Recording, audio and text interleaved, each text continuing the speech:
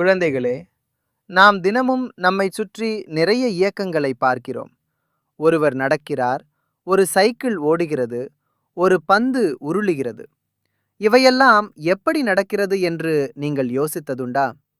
ஒரு பொருள் தானாகவே நகருமா? அல்லது யாராவது அதை நகர்த்தினால்தான் நகருமா? ஒரு பொருள் நகர வேண்டுமென்றால் அதற்கு ஏதோ ஒரு காரணம் தேவை. அந்த காரணமேதான் விசை. ஒரு பொருளை நாம் தள்ளினாலோ அல்லது இழுத்தாலோ அப்போது நாம் செலுத்தும் ஆற்றலையே விசை என்று அழைக்கிறோம். நாம் ஒரு பந்தை தள்ளினாலால் அது முன்னோக்கி நகர்கிறது. இதுவே தள்ளுதல் விசை. நாம் ஒரு பொம்மையை கயிறு கொண்டு இழுத்தால் அது நம்மிடம் வருகிறது. இதுவே இழுத்தல் விசை. ஒரு பொருள் ஒரு இடத்திலிருந்து மற்றொரு இடத்திற்கு நகர்ந்தால் அதை நாம் இயக்கம் என்று கூறுகிறோம்.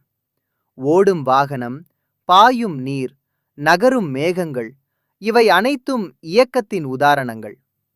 ஒரு பொருளில் விசை செலுத்தப்படவில்லை என்றால் அது அசையாது. ஆனால் விசை கொடுக்கும்போது அது நகரத் தொடங்குகிறது. விசை இல்லாமல் இயக்கம் இல்லை.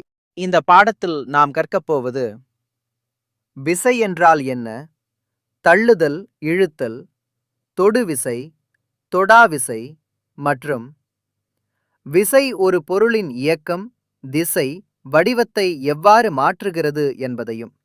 வாருங்கள் குழந்தைகளே, விசையும் இயக்கமும் என்ற இந்த அறிவியல் பாடத்தை மகிழ்ச்சியுடன் கற்றுக்கொள்ளத் தொடங்கலாம்.